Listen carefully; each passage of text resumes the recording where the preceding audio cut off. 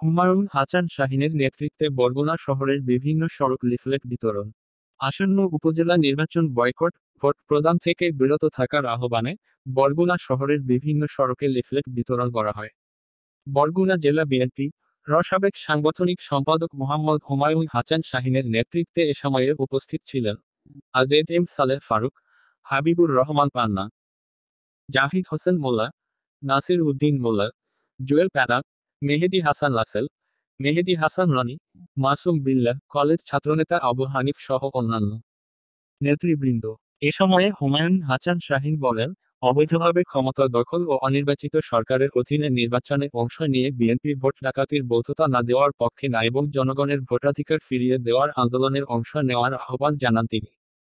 তিনি আরও বলেন, বিএনপি দ্রব্যমূল্যের ঊর্ধ্বগতির নিয়ে কথা বলে, বিএনপি দেশের কথা বলেন, বিএনপি এদেশের মানুষের অধিকার আদায়ের লক্ষ্যে আন্দোলন সংগ্রাম করে আসছে। বিএনপি দিনের ভোট রাতে হোক তা চায়নি, কিন্তু দখলদার সরকার সেটাই করেছেন। বিএনপি চেয়ারপারসন সাবেক প্রধানমন্ত্রী গণতন্ত্রের জননী বেগম খালেদা জিয়াকে এই সরকার ক্ষমতার মিথ্যা ষড়যন্ত্রের মাধ্যমে সুচিকিৎসা সেবা থেকে বঞ্চিত করেছেন। অথচ রাষ্ট্রের সংবিধান অনুযায়ী মানুষের অন্যতম মৌলিক অধিকার সুচিকিৎসা। এই সরকার মানুষের সকল মৌলিক অধিকার থেকে বঞ্চিত করে আসছে। এ বিষয়ে কেউ কথা বললেই তাকে কারাবন্দী করা হচ্ছে। সারা দেশের তৃণমূল পর্যায়ের অসংখ্য নেতাকর্মী মিথ্যা ষড়যন্ত্রের শিকার হয়ে কারাগারে আটক রয়েছে। বেগম জিয়া সহ সকল মিথ্যা ষড়যন্ত্রের শিকার সকলের মুক্তি দাবি জানিয়েছেন বিএনপি নেতা শাহীন।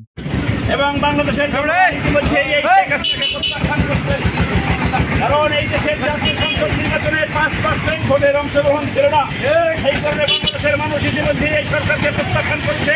তাদের পাতানোর প্রহসনের নির্বাচন করতে চাচ্ছে একতরফা, এই নির্বাচন বাংলাদেশের জনগণ প্রত্যাখ্যান করেছে। বিএনপি সহ আজকে সকল রাজনৈতিক দল সেগুলি প্রত্যাখ্যান করছে।